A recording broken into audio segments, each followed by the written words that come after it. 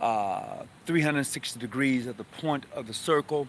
And we're also going to be talking about the middle chambers of King Solomon's temple. So come on in. I want to just welcome you all. And I hope that you'll be able to sit back, relax, and get something from this conversation that we're about to have today.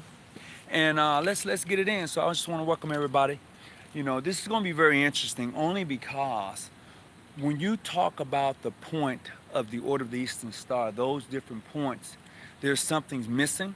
But today we're going to add to that. So come on in. Please do me a favor. Hit the like button. I certainly would appreciate it. That would be greatly appreciated if you can hit the like button. Please share. And we're going to get it in. So let's have this conversation. When you tune in, please hit the chat. Let me know where you're from.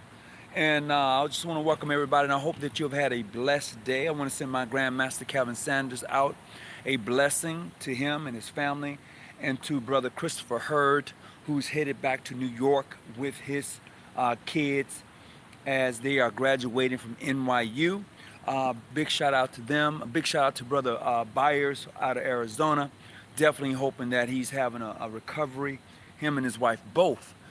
So definitely everybody come on in and hit the chat for me. Definitely we're about to get this in, and we're gonna this is gonna be interesting. This is gonna be interesting. Please hit the like button. So check this out. So the first bit of conversation we're gonna have is gonna be about the middle chambers. And the reason I chose this particular topic is because a lot of times you hear brothers talking about 3, 5, and 7. Like if that's the Master Mason thing. 3, 5, and 7 only relates to the middle chambers. Hear me again. 3, 5, and 7 only relates to the middle chambers. It has nothing to do with the Master Mason degree work. And I know some of you be like, what are you talking about? I know some of you like to use the catechism. Can you change 15 cents and all the other things that may come along with it? But I'm telling you right now, if you go back and study it and see exactly what it is, we are strictly talking about in regards to the middle chambers and what's that all about. 3, 5, and 7, once again, only represents the fellowcraft degree. And I've seen it on many jackets, including mine, the 3, 5, and 7. So I had to go back and actually take a look at the 3, 5, and 7 and what it represents within the middle chambers. And I know that we can go by many of Masonic references and look at it. Talks about arithmetic, 7 wonders of the world, liberal arts, the 5 senses, the 3 steps of manhood, all of that. But once again, that's only relating to the fellowcraft degree. It has nothing to do with the Master Mason degree. Now, when you get into the Master Mason workings, there's another number that is added to the workings of the Master Mason degree. I would not divulge that here. That would be at a later date in a private YouTube chat. But this is what we're going to come to. You said 357 steps. Okay. So this is what we're going to come to. Greetings, Brother Woodson. When you're dealing with the fellowcraft degree and you go into those middle chambers, it's supposed to open up everything to you. Everything is open to you within the middle chambers. Now what happens is, as you have been enlightened coming from the inter-apprentice into the middle chambers, and everything is then opened up to you and handed to you. Now, when you proceed to go into the Master Mason degree or the workings of the Master Mason, you must have accomplished those things in the inter-apprentice in the fellowcraft. Then and only then when you receive the workings and the tools in the pass for the Master Mason. Now, even though you may receive the pass,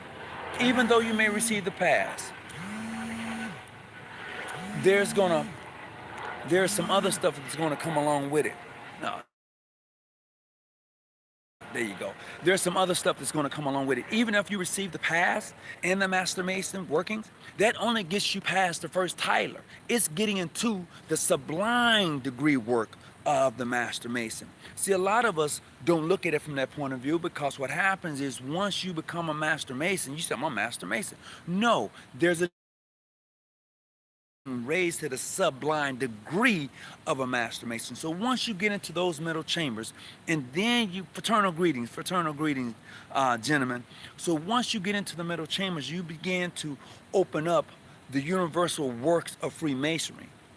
Then, as you proceed to go into the holies of holies, that universal work is then applied. It's then applied because if you go back and look at your degree work, it says, has he made suitable proficiency in a preceding degree? Now, when you think of suitable proficiency, how is that, what is that gauge like? What is that gauge like? Did you remember everything? Or did you take it and apply it? Because you or your lodge or your master, whoever is saying that you have made suitable proficiency, then they must have seen your works. Because in each of the degrees you get to until you are a sublime degree of a Master Mason, it asks you those questions over and over. Have you made suitable proficiencies in this degree, in this degree? It asks you that. So in order to understand the sublime degree of a Master Mason, you must first have been found to have made suitable proficiency. What does that look like? Once again, is it by memory, or did you take and apply those very things into your livelihood? And if you can only tell me that it's by memory, but you didn't take and apply anything, then you've lost all of that. Then your investment is corrupt. Like of a bad, your investment is corrupt. So we have to understand that when a brother or a sister begin to take these very essence, these things, and apply them, then it's a beautiful thing. And I said brothers and sisters because my next subject, after I'm done with this, is going to be about that point, those points on the star, and how you get to 360 degrees on the star. We're going to talk about that. But in the essence of the Freemason, in the essence of the 3, 5, and 7, for which alludes to the universal knowledge of understanding. Let me change that word, understanding. The universal knowledge of knowing, okay? The universal knowledge of knowing, because what I'm personally learning is that when you begin to get into language, it's easy to cast spells. Hear me again, once you get into language, it is easy to cast spells, because even in the scriptures, in many holy books, it would tell you that the tongue has the ability to give life and death, okay? It has the ability to give life and death. And when you begin to understand language and how to give life and how to resurrect, it's a beautiful thing. So I'm not going to say understanding, but I'm going to say the universal knowledge of knowing. The fellowcraft degree does that for you, or it should do that for you, because in this particular degree, you're dealing with chemistry, you're dealing with algebra, you're dealing with liberal arts, you're dealing with so much that can enlighten you. So when you think of the 3, 5, and 7, that's just only a portion of the information that you get. But you're going to have to become a numberist, a person who's real good with numbers, in order to break that 3, 5, 7 and down, that 3, 5, 7 down. Because a lot of us think of 3, 5, 7, I got that 3, 5, 7, youth, manhood, age, 5 senses, 7 liberal arts, or the 7 wonders of the world. That's what usually come to mind. But take those numbers, add them up, begin to break them down from a different perspective, and you will know for yourself. It is the knowing. It is the universal knowledge of knowing. That is what your 3, 5, and 7 is all about. It's not about just, do you have change for 15 cents? You know, in the small things that they put on you. You know, it's the universal knowledge of knowing, because that's where you're at in the fellowcraft degree. Plain and simple. Then when you get into the holies of holies, that is the knowing of self. When you arrive as a Master Mason, and a sublime degree of a Master Mason, let me change that. When you have arrived as a sublime degree of a Master Mason, that is the ability of knowing you. Because it tells you, you are now playing the part of Hiram Abiff. of Harem Abiff. But once you are raised, that playing the you become the essence of a biff. This is why. This is why some greetings, some places you go, they don't greet you by your name. Some places when you travel and go, they do not greet you by your name at all. I'm not going to tell you what they greet you by, but it's not your name. You can tell them, hey, my name is Brother Tony. But they won't greet you by Brother Tony at all. And they don't grip you as you're gripped here in the United States. Most grips in the United States is your basic fundamental, a master mason grip or into apprentice of fellowcraft. When you travel abroad, when you see other brothers in their inner workings into the degree work of Freemasonry, everything is just a little bit different. Everything is a little bit different. So it is up to you to question, to get to know, and have a better idea of Freemasonry and the knowledge for which it can offer you. It can offer that. But you have to be the one to and be engaged in the knowledge of Freemasonry. Because if you're not the one that's engaged in the knowledge of Freemasonry, it's not going to happen.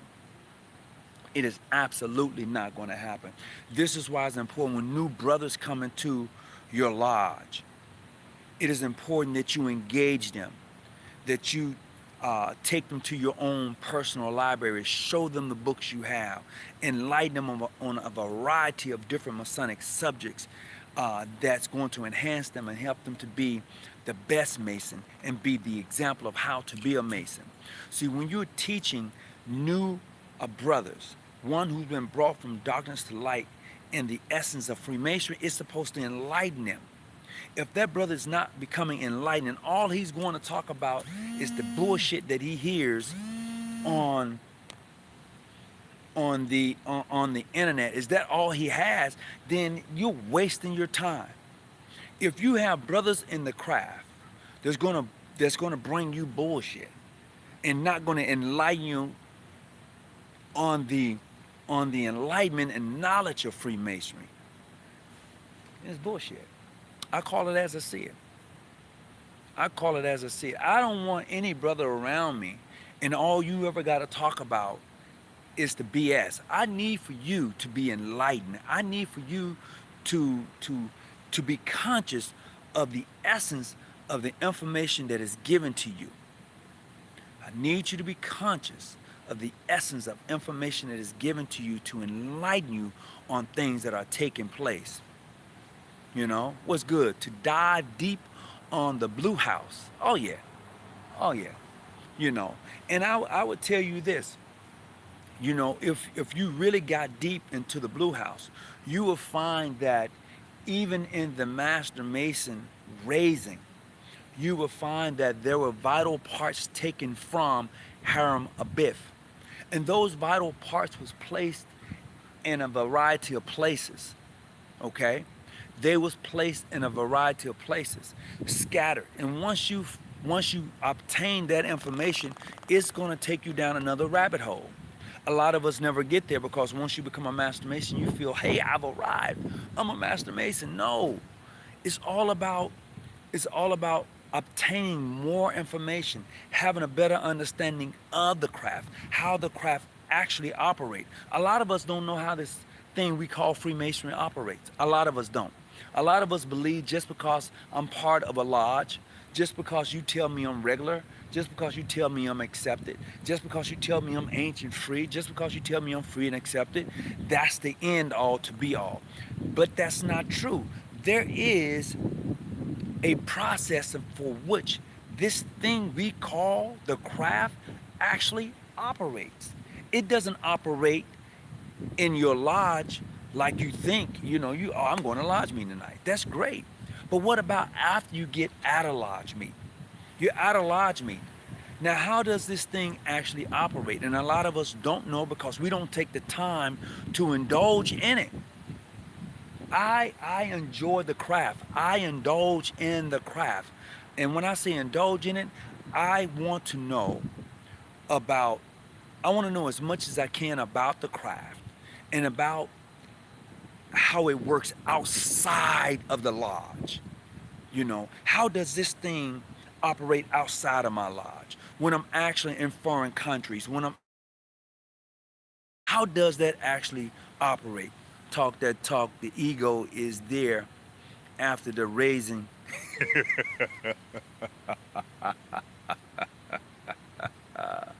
So, so how do you enhance that? Because a lot of us, once we raise, we good. We go to lodge meetings and that's about it. But how do you take this thing outside of your lodge meeting and engage it? That's the part. To me, that's the beauty. That's the part in the essence of the craft. How do you engage the craft outside of the lodge? How do you engage that? But a lot of us are so closed-minded that you can't broaden the aspect of engaging the craft after the lodge meeting. How does this thing actually works? Let me tell you. For those of us who know, we know. And for those of us who don't know, you don't know. This thing we call the craft is, is a system. It's a system.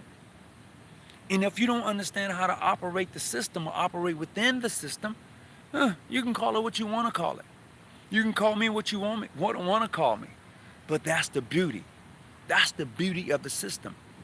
A lot of people keep saying, well, there's no, I don't see color when it comes to Freemasonry. If you don't see me in this skin tone, then you're lying to yourself. If I don't see this brother who's Hispanic or Latino or Mexican or Italian, or if I don't see this brother as, oh, he's a white man, if I can't see you first, then I can't relate to you. Although you may tell me you're a Mason, I need to see you first. And then based on our conversation, based on the commonality of Freemason, then I can say I have truly found a brother. Then I can say, as those who have come before me, then I can say I would extend the privilege to you, because it is truly a privilege to be a Mason. It is. It's a privilege. This is why it's important for those you bring into your lodge, for those you bring into your chapter, have to have a better understanding of what they're coming into. They have to, because if they don't, then they're going to miss everything that's been handed before them. Greetings, Brother John Hall. How you doing today? So, the next subject matter that we're going to talk about the circle of the Order of the Eastern Star. And I briefly touched on this before, but I'm going to touch on this again with these additions. Strictly looking at the Eastern Star points, there is 72 degrees between each point of the star. And if you multiply that times 5, that gives you 360 degrees. As one who's been initiated into the parts and the rites of Freemason, of the Eastern Star, when you begin your journey by walking on the outside of each point. Hear me clearly. You begin your journey as an Eastern Star by walking on the outside of each point. And when you go to each point, there's passwords, there's signs, there's information that's given to you. Okay? So once you're given that information, and you're going to end up walking into the center of the point. Okay? The center of the circle. You're going to walk into the center. Once you have visited every point, when you're done, you're going to walk into the center. I'm not going to tell you how you're going to get into it, but you're going to walk into the center of the circle. Once you are in the center of the circle, then that is the completion of the 360 degrees. Greetings. That is the completion of the 360 degrees, because in each point you receive a degree. Each point is a degree within the Order of the Star. I've said this 1,000 times. And then, even with that being said, when you enter into that, if you clearly look at the altar of the Eastern Star, when you look at it, it is the Masonic apron unfolded before you.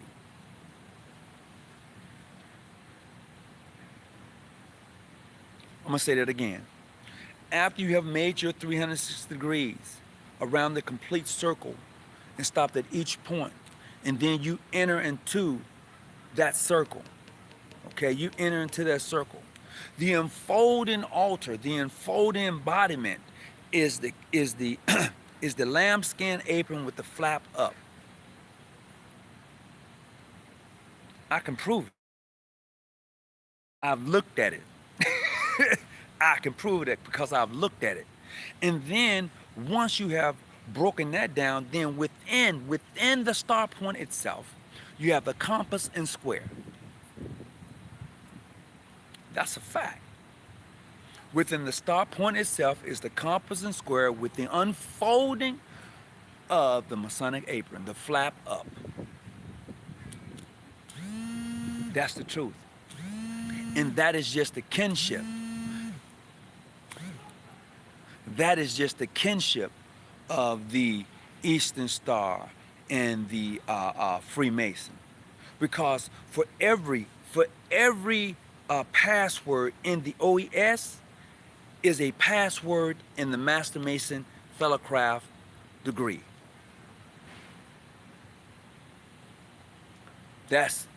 Listen to what I'm saying. For every password the sisters receive in the Eastern Star is a password relating to the Masonic degree. All you got to do is go back and read it. Ruth, who did Ruth deal with? Okay, and then what's her name? Japton. I'm mispronouncing that word.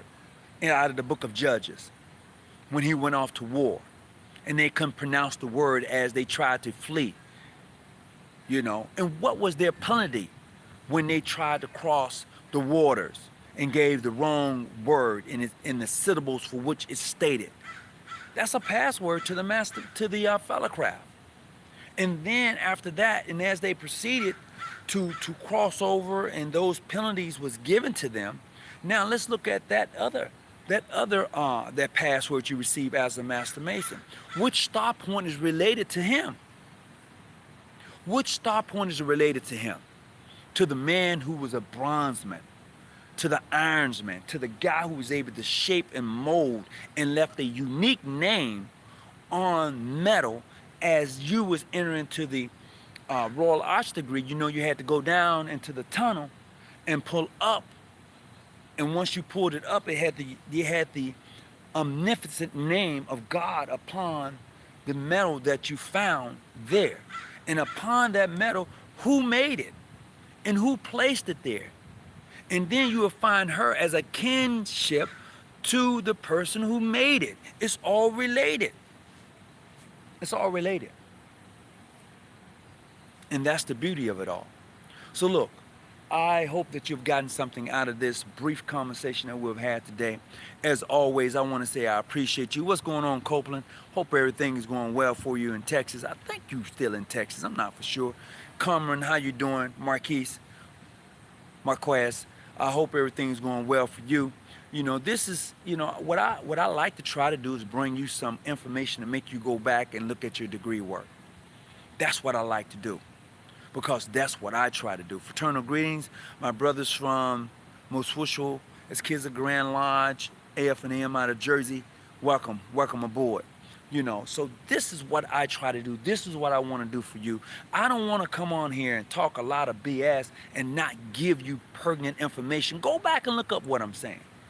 If you are an Eastern Star especially, go back and look at your points and the names connected. Brothers, if you are a patron of the Order of the Eastern Star, go back and look at each point and you will see the direct correlation between the point and your passwords in your 3 degrees, all the way up to the Master Mason degree. Because you receive 5 passwords, bro. You receive 5 passwords. There are 5 passwords. Let me see. 2, 4. It's actually 6. There's 6 passwords. Ah, come on.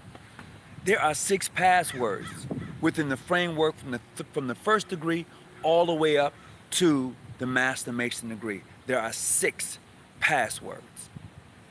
6 of them. And each one of them gets you into a certain door. Each one of them gives you the privilege to move forward. Each one of them does. And that's a fact.